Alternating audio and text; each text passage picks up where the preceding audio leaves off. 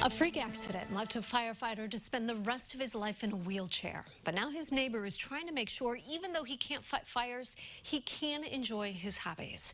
WCIA3's Courtney Bunting is live now with us. So, Courtney, how did he get hurt? Well, Jennifer, he was setting up for training at the time on how to handle a tanker derailing, but something went wrong and the bucket of a backhoe fell on his neck and shoulders. That broke his neck and hurt his spine. And those injuries have kept him from doing the one thing he loves the most. If you know John Philpott, chances are you know he loves the outdoors. But for more than 15 years, he hasn't been able to do much outside.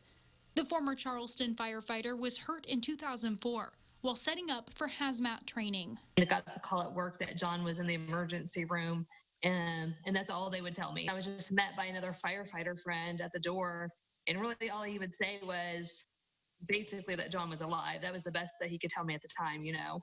And so I knew at that moment it must be pretty bad. His recovery was slow and difficult. Yeah, probably 2 years I couldn't use my arms, and I had to be fed. But it gradually just started coming back, and I can use my arms to eat with, and I can brush my teeth, comb my hair, do stuff like that. Our whole lives changed overnight. We couldn't work anymore. I stayed with him throughout the whole time just because he wasn't able to do anything for himself. Now he uses a wheelchair to get around, but it has its limits.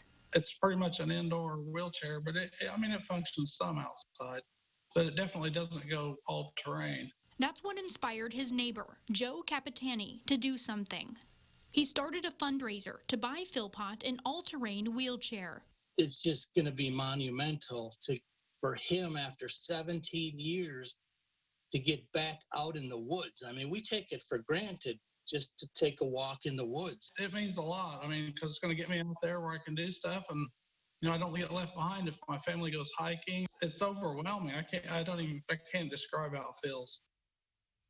Those all-terrain wheelchairs they're talking about can cost around $15,000. And Capitani hopes to also pay for more equipment once he gets that new wheelchair to be added to it so that Philpott can do more things to enjoy the outdoors. Jennifer? Yeah, we know he loves hunting so much. He wants to get back out there and do some of that. All right, thank you. There are a lot of different ways to donate to this fundraiser. We have a list of those on our website.